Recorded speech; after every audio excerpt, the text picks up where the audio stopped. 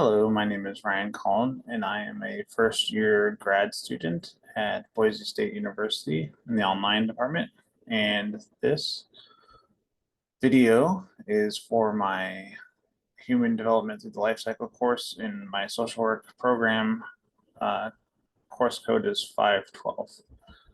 As I said, my name is Ryan, and I'm here to present a little bit of information to parents of children who are suffering from stress. Um, Everybody does deal with stress, and to kind of help go through the different stages and what that means as far as what we all go through for stress. I did present an infographic that I'll show here in just a second, but I did want to address parents as far as age ranges go. There is no age cap on being a parent for a child. So this could be for children in the adolescent, early adulthood stage of their development, or adulthood stage of development together. So there is no cap on the information that's going to be presented in this infographic. So to get started, I'm going to bring up my infographic, which you should be able to see right over there. I do realize that it's kind of large, and I don't think I can get it smaller, but I can go through each one of these sections with you. All right, so obviously, as the title says, parent of a child suffering from stress, the focus of this video is going to be the stress response in the brain. So the things that you might want to know. There are 7 different things here. Go through them one at a time, and I'll kind of just bullet point each one of them. The first thing, number 1, is stress is normal. Stress is a normal part of our brains. It's a defense system that helps us from what we perceive as danger. And there's 3 different types of stress. There is positive stress, there's tolerable stress, and then there's toxic stress. So moving on to the second one here, positive stress is things that you might notice. You might notice short, elevated heart rate and a mild increase to your hormone levels. Examples of this would be like if you were going to start a new job or if you were buying a new home. Those would elevate your stress response.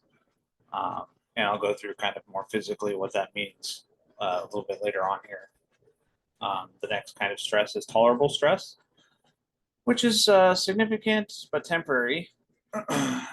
So it's usually cushioned by supportive relationships, and examples of this might be you get in a car crash, a vehicle collision, but you have like loved ones that you can call, or if you're getting admitted to the hospital, again, you have friends or family that you can call to kind of alleviate some of that response.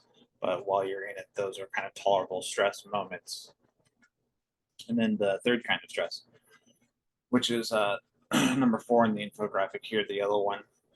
That's the kind of stress that you don't really want, or you want to kind of avoid in your life, but it is part of the 3 kinds of stress, and that is like when you're in an extended period of your stress response. So this would be something like if a child is going through some sort of abuse, neglect, or violence. So as you can see, a connecting theme here for a lot of these are relationships, which I'll touch on in a little bit, and that's where parents come in and can negate some of this. But toxic stress is just like an extended period of stress that you don't really see an end in near. So those examples that I gave you. So as far as physical stress goes, we're on number 6 here at the infographic. I'm sorry, 5 physical stages of stress. Got a little carried away there. So on my infographic here, it says, I'm going to try not to butcher the enunciation of these, but the hypothalamus is a part of your brain that triggers a release of hormones, which the hormone is called CRH, and that activates the pituitary gland, which releases a different kind of hormone, which is the ACTH, which is carried into your blood. to the adrenal gland, which releases your stress hormone. And this releases adrenaline to assist your body to deal with what kind of stressors that you're dealing with. So that's kind of the stages that your body goes through as far as your brain goes into your body, just so you know how that works.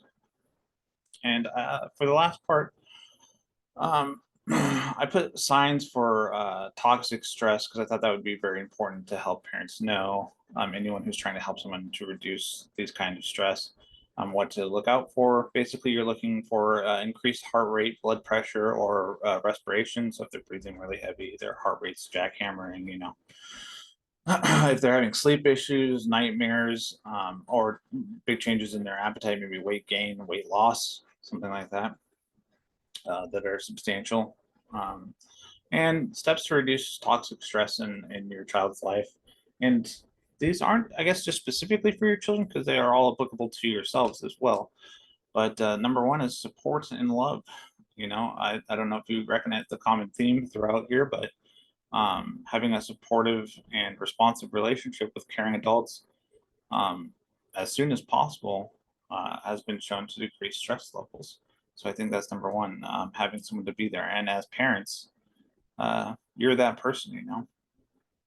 And if you are the parents, and for you, if you still have your parents with you, then your parents, or if you have friends, other family. But yeah, that was just a couple minutes that I wanted to take and go through this infographic with you. So I hope you got something to take away with it and learn something today. Thank you all for watching, and goodbye.